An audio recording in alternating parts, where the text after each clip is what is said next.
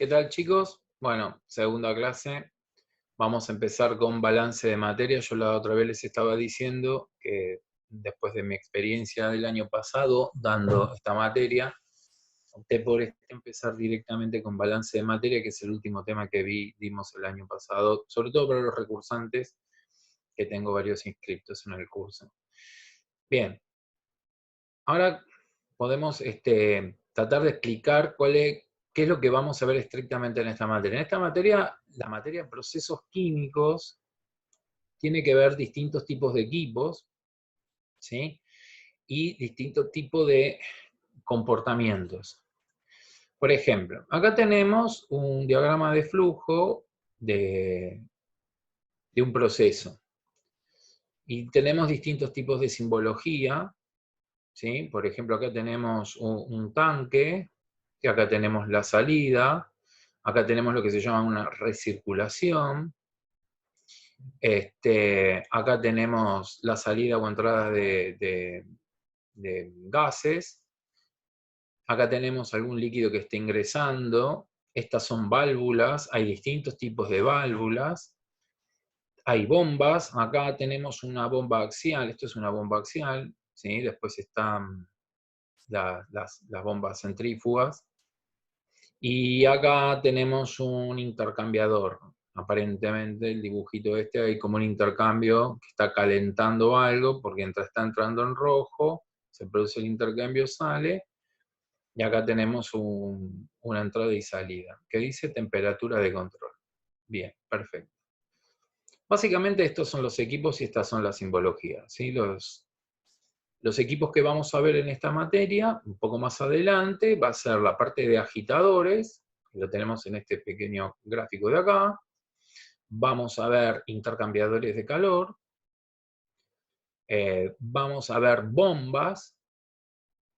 Y si da para ver otro equipo como sedimentadores, hay también aeroenfriadores, columnas de refrigeración. Después hay otra parte que no la vamos a ver, que tiene que estar, está involucrado todos los que sean reacciones químicas, la parte de reactores, qué tipo de reactores hay, cristalizadores. Bueno, hay una infinidad de equipos que los que estudian ingeniería química la ven en detalle en distintas materias. Más o menos para que tengan una idea, yo estoy explicando lo que sería la primera materia, que generalmente tiene el nombre de Introducción en Ingeniería Química 1 y 2. Después en operaciones, vamos a ver, operaciones 1, hay una parte acá que tengo que dar, que es muy poca, que sería la parte más matemática de estas aplicaciones, donde vamos a ver la parte de fricción de cañerías. Eso es uno de los temas que entra en una materia que se llama Operaciones Unitarias 1. A veces le dicen mecánica de los fluidos, es bastante complicada. En Operaciones 2, estructuralmente se ven compresores, que no los nombré, bombas, intercambiadores de calor, cristalizadores, sedimentadores, aeroinfladores y una serie de equipos. Y después hay otra materia que se llama Operaciones Unitarias 3, que no los vamos a ver acá, que hablan sobre las torres de destilación, torres de absorción, etc. Y después hay dos materias que son procesos químicos unidos, donde se va la parte de reactores. O sea que esto es un universo, ¿no? Y lo que estoy acá mostrándoles es cómo es un diagrama, y qué significa cada una de las cosas y cómo se lo puede ir leyendo. Porque nosotros ahora vamos a empezar a explicar lo que es balance de materia y balance de energía. Ni siquiera vamos a estar explicando los equipos por adentro cómo son. Solamente nos vamos a dedicar a lo que es balance de materia y balance de energía. Un poco uno puede entender que un balance es un análisis entre lo que entra, sale, si tengo acumulación o no tengo acumulación de materia o de energía. Bien. Entonces, vamos a definir algunas cuestiones de balance, ¿no? Sobre todo cuestiones más de vocabulario. El sistema es toda porción del universo que está sometida a estudiarla. El sistema puede ser abierto. En el sistema abierto hay cambio de materia con el exterior. Si el sistema es cerrado, no hay cambio de materia con el exterior.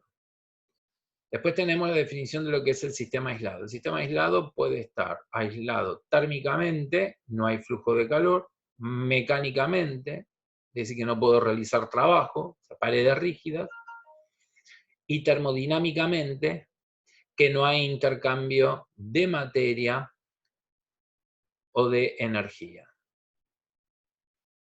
Bien. El estado de un sistema, el estado termodinámico está definido por variables: presión, temperatura, fracción molar, etcétera, etcétera. Tiene propiedades intensivas y extensivas, más o menos ellos lo saben, que no dependen del sistema y dependen del sistema. Hay caminos que también se llaman trayectorias, que es la evolución que tiene un sistema, que es lo que cómo recorre de llegar de un estado térmico a otro.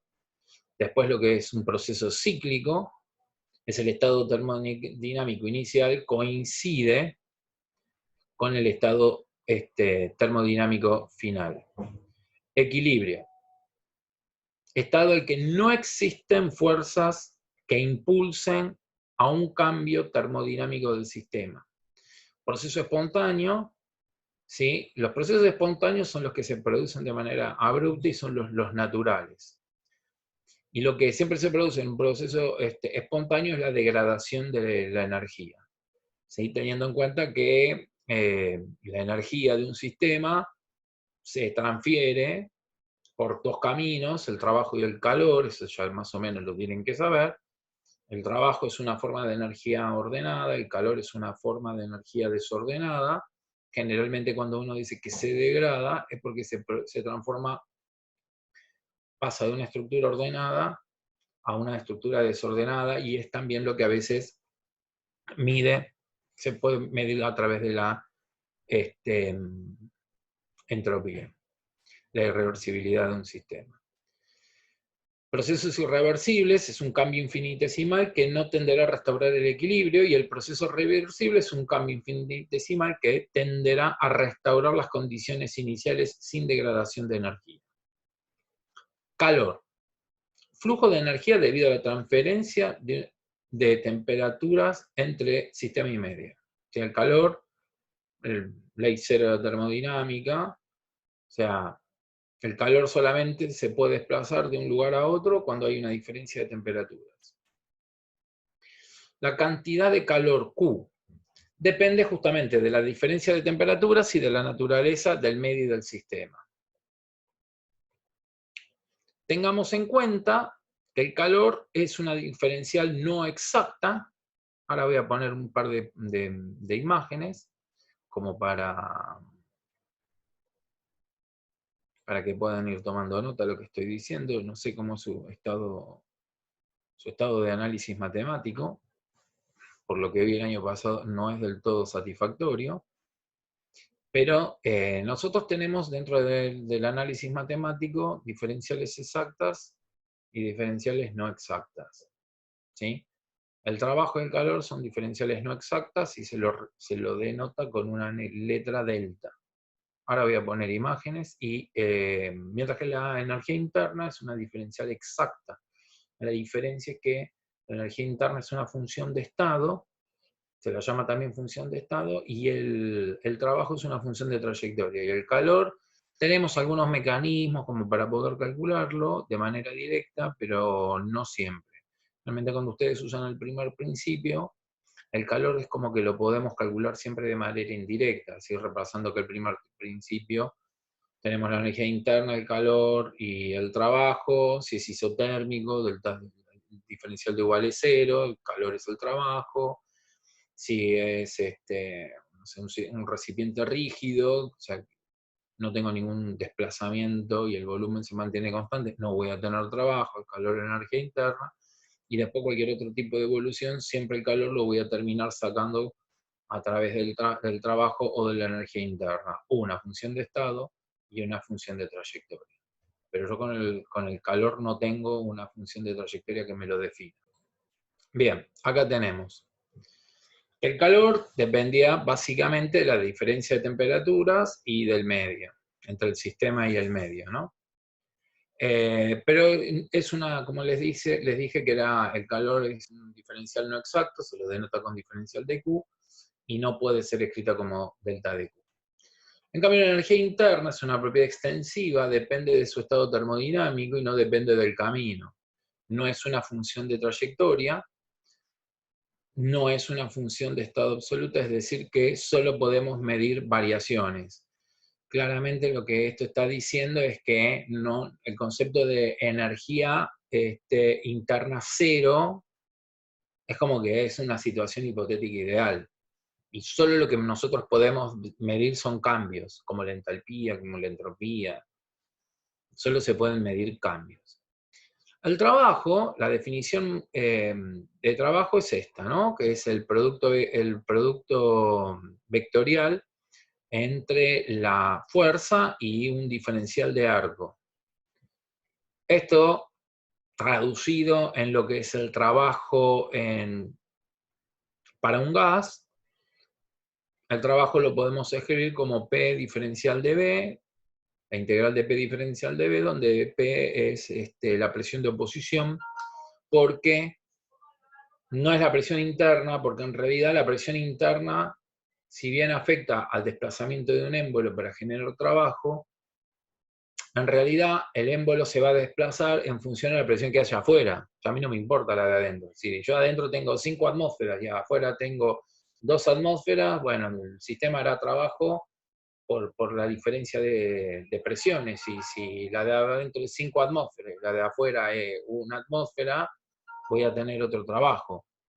Por eso es que siempre se toma la presión de oposición externa.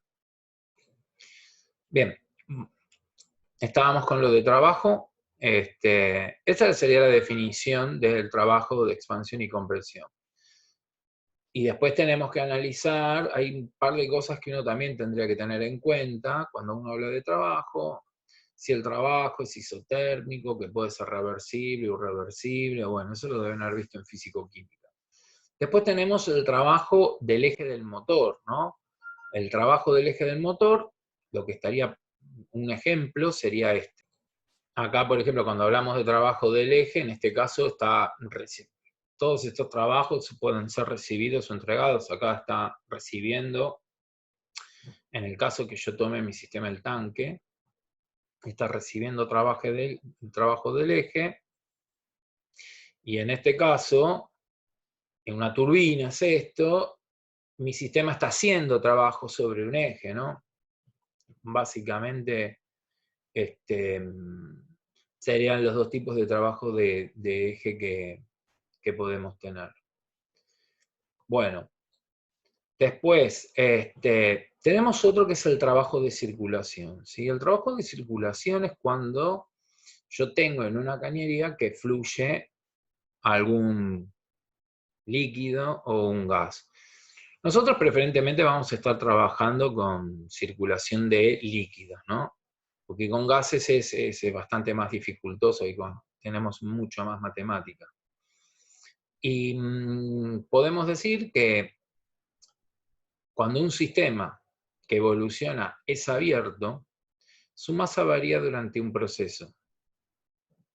Por consiguiente, ingresa trabajo realizado por unidad de masa que se mueve o circula durante el proceso.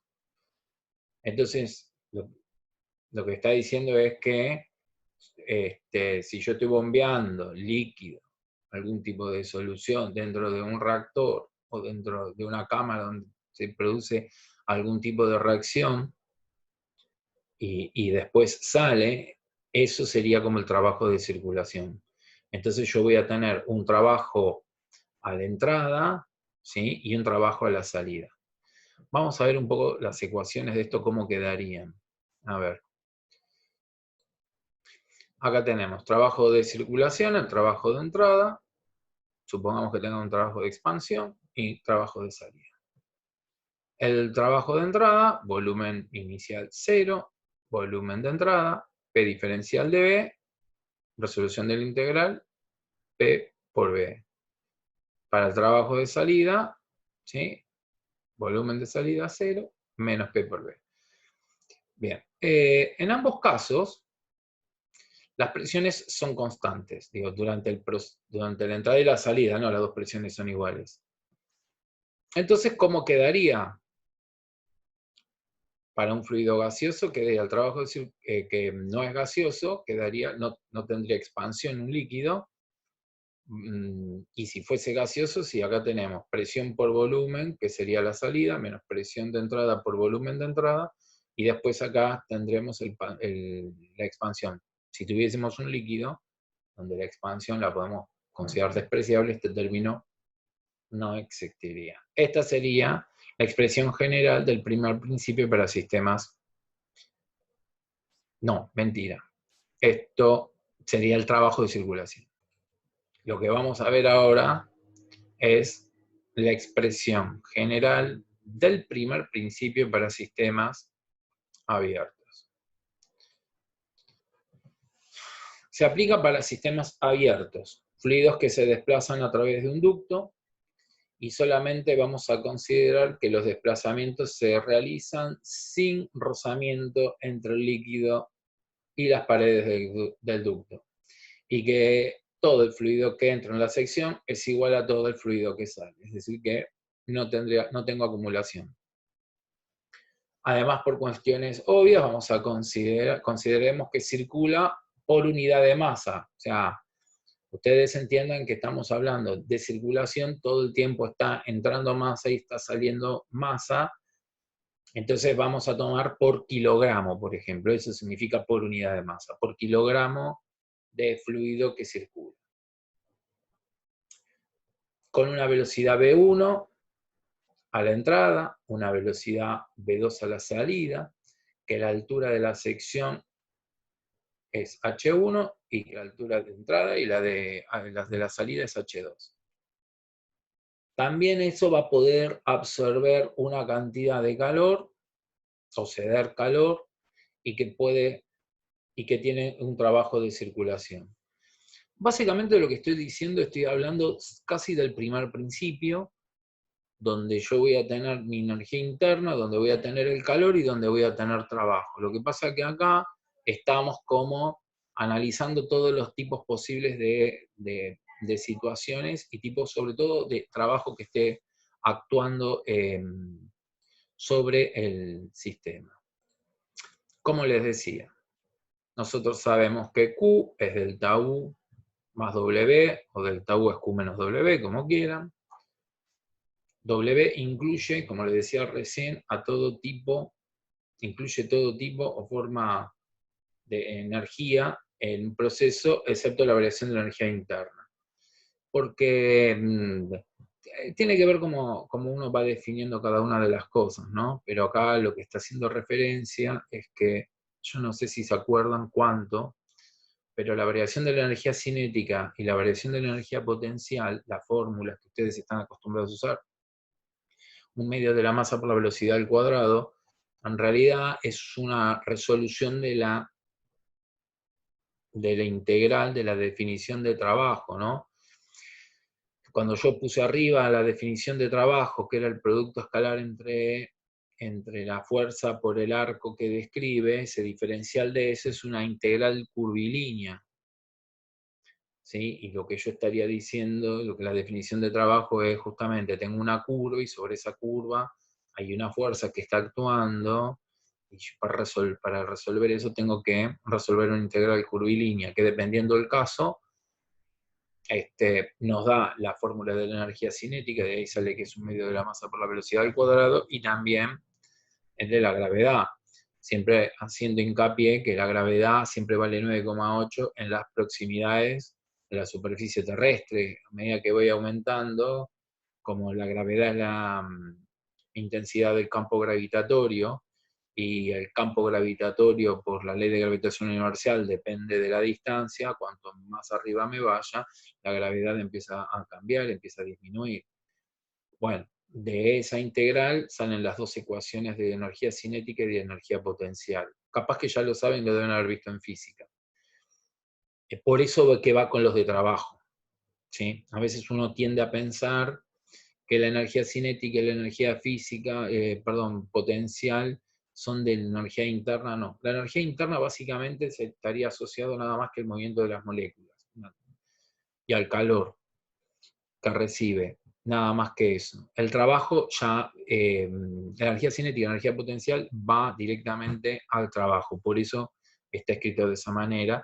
Y yo podría decir justamente que el trabajo total va a ser un trabajo cualquiera que tenga, el término de energía cinética, el término de energía potencial y el término de trabajo de circulación. Fíjense que yo les puse una rayita ahí abajo, eso indica que es por unidad de masa. Por eso es que no aparece en la masa, ¿no?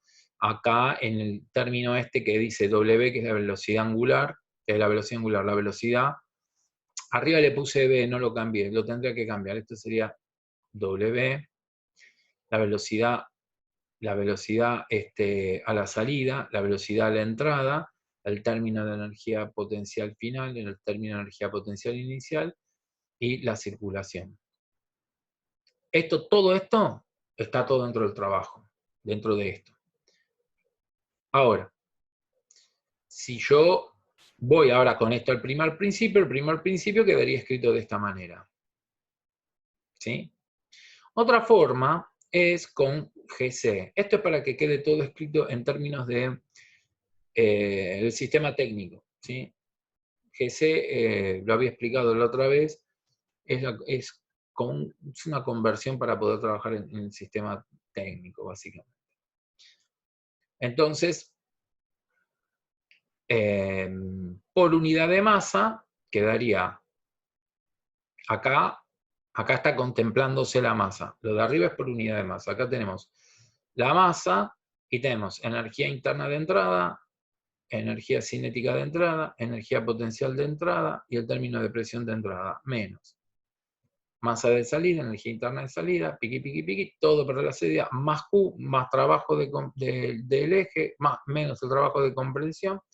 Y acá, en este término, aparece lo que sería si tengo o no acumulación, ¿sí? Donde voy a tener la masa por la energía interna del sistema, Z del sistema, y bueno, el término de energía potencial del sistema y la energía cinética del sistema. Esta se llama, ecuación general de balance de energía para sistemas no abiertos, abiertos no estacionarios por unidad de masa, que es la que aparece acá abajo. ¿Por qué? Porque si yo tuviese acumulación, ¿sí? La masa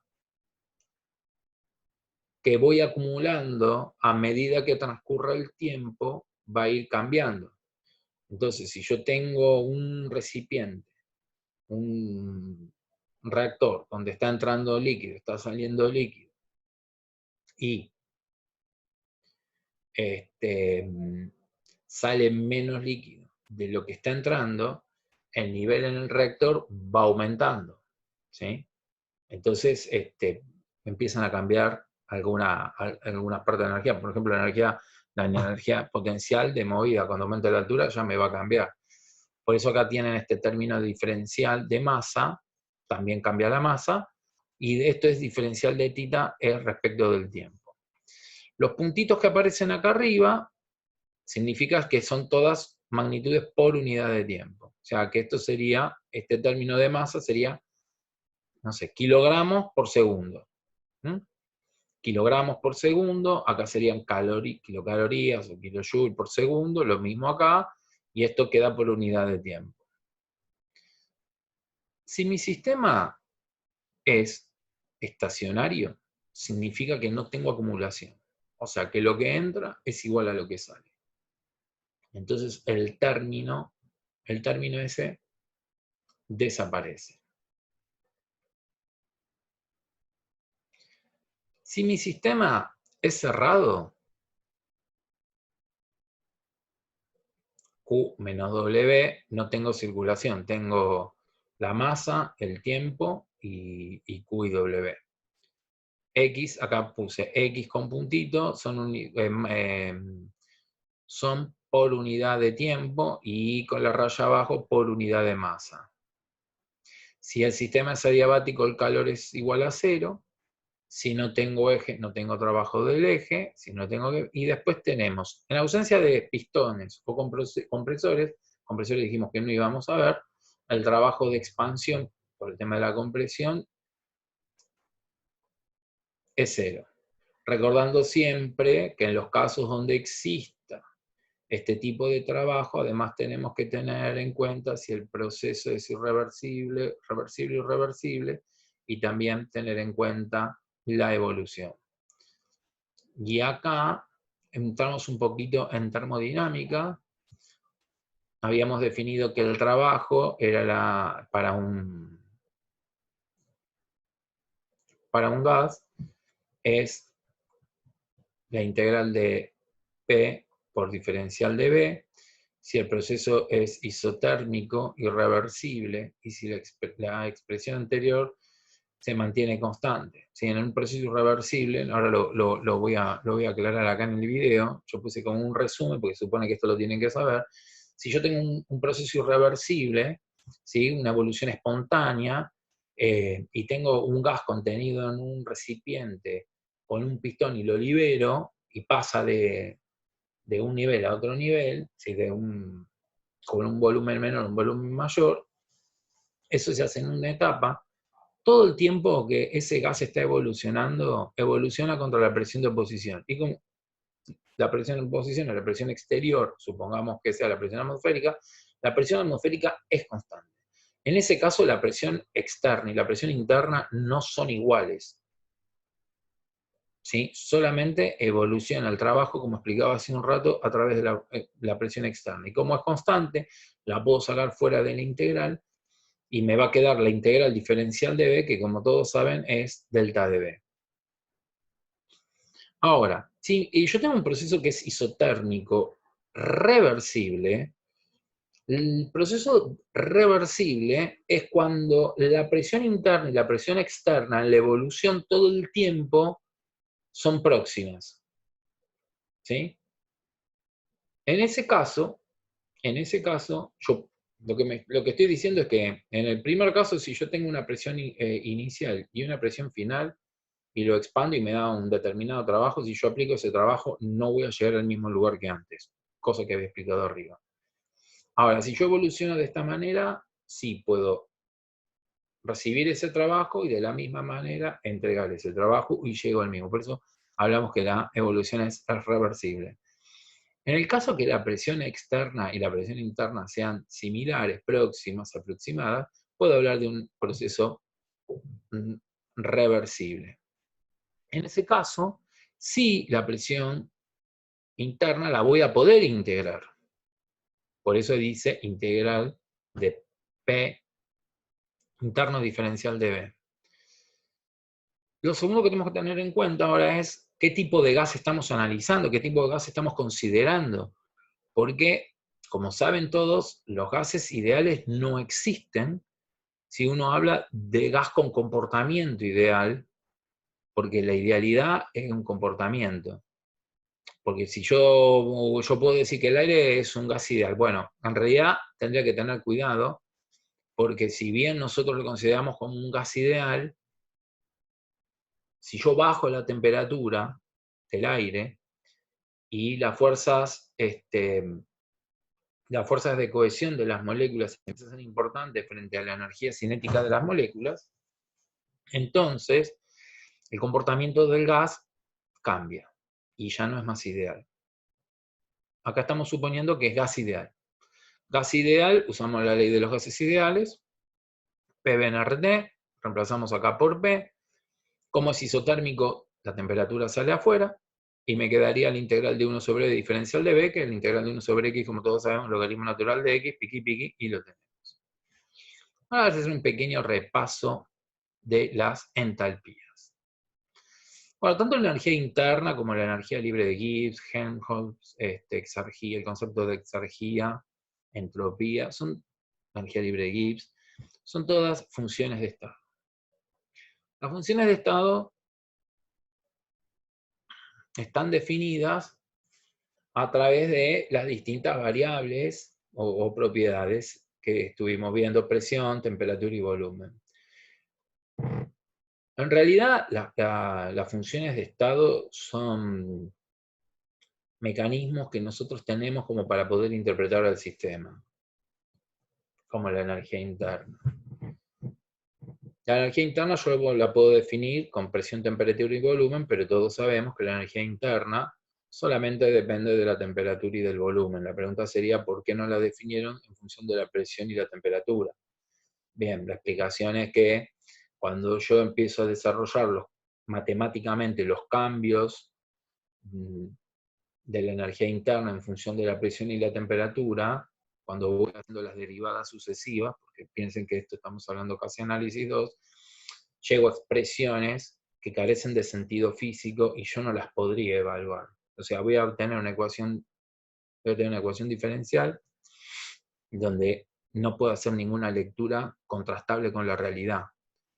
Ahora, la energía interna, como todos saben, depende de la temperatura y del volumen. Para gases ideales, la energía interna depende solo de la temperatura. La entalpía y depende de la presión. Entonces, acá tenemos la expresión completa de la entalpía, donde tenemos, todos saben que la entalpía generalmente uno dice que es CP diferencial de T, pero en realidad la expresión concreta de la entalpía es toda la que aparece acá. Acá tenemos la de la energía interna. Fíjense que yo les dije recién que la energía interna dependía de la temperatura y del volumen, la entalpía de la temperatura y de la presión. Si yo las restase, a mí me queda esta expresión, que CP menos CB es T por este producto diferencial, ¿sí? Esto se lee diferencial de presión respecto a la temperatura a volumen constante, y el diferencial de volumen respecto a la temperatura a presión constante.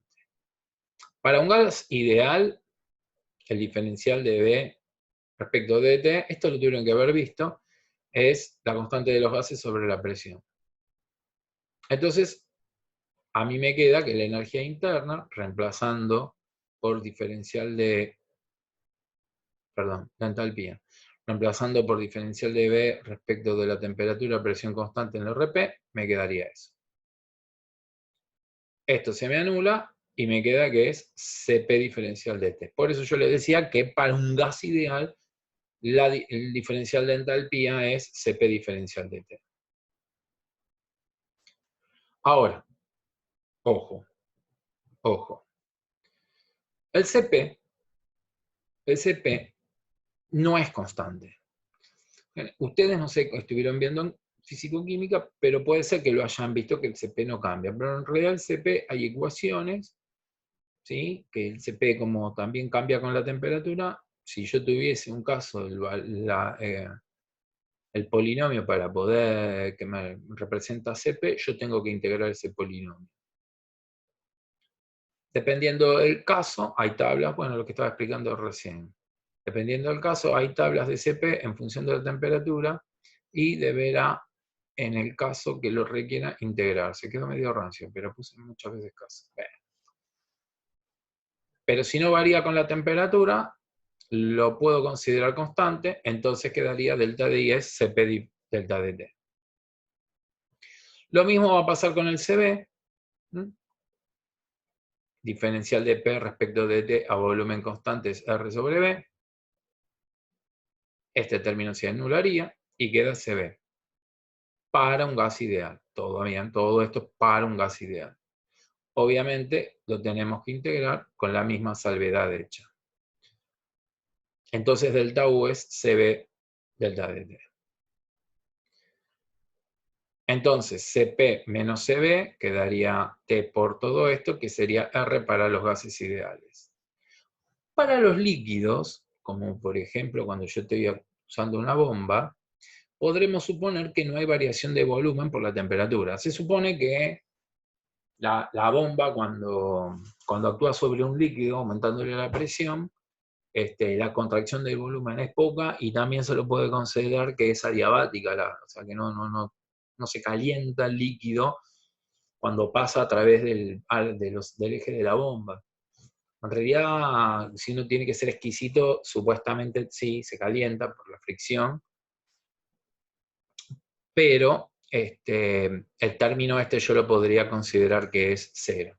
Acá tenemos una bomba, ¿sí? Así se simboliza una bomba. Válvulas. Un balance de energía. La válvula actúa como un reductor de presión. Si la diferencia de presión es cero, no hay circulación. La circulación se debe a una fuerza de P generada por un delta P dentro de la temperatura. Y el balance quedaría, primero, el balance de masa, la masa que entra en una válvula es igual a la masa que sale. Esto por unidad de tiempo. Es decir, que no hay acumulación. No hay acumulación, cero. Situación de estado estacionario. No hay expansión, no hay eje, si bien no es adiabática, el tiempo de permanencia es tan pequeño que lo puedo despreciar, por lo tanto no hay transferencia de calor. Además podemos hacer otro desprecies, como el de la velocidad de entrada y la velocidad de salida, son próximas. O sea, no son iguales, pero son próximas. Y si bien se reduce la presión, no hay un trabajo de circulación. Por último, el balance general que estuve explicando antes, me queda que la masa de entrada por la entalpía de entrada menos la masa de salida por la entalpía de salida es igual a cero. La entalpía de entrada y la entalpía de salida son iguales, por eso se dice que las válvulas son isoentálpicas. Bien, vamos a buscar. Bien, acá tenemos un pequeño esquema, ¿sí?, de un proceso donde aparecen algunos equipos.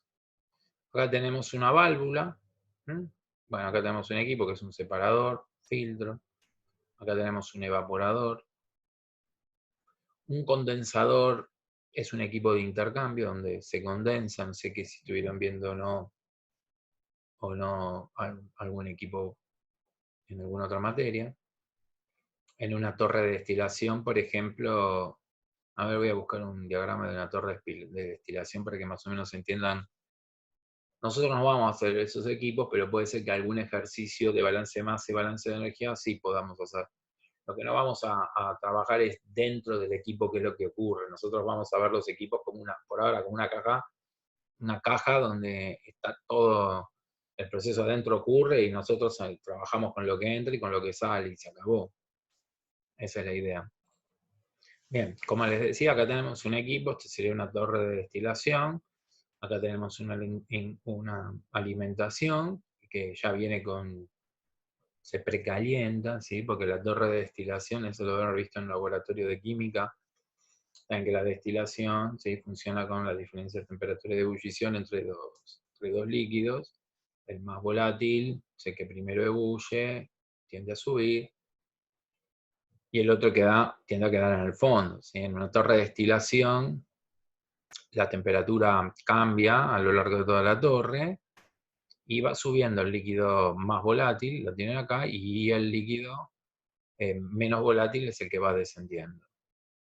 Ahora, acá tenemos un reboiler, revaporizador, que lo que hace es, una vez que sale el líquido el más pesado, el menos volátil, se lo calienta, se lo vaporiza y vuelve a entrar. Acá tenemos una recirculación. Y acá tenemos el condensador que hace justamente lo opuesto del reboiler. El reboiler es la parte caliente, lo que calienta, y esto es lo que enfría. Eso es un condensador. Nosotros los equipos los vamos a ver así, como una caja donde acá está entrando y está saliendo. La próxima clase yo voy a estarles explicando un poco más de balance de materia, y voy a empezar haciendo ejercicios, ¿sí? Tengan en cuenta que todo lo de química de gases y todo eso, todo lo vamos a ver.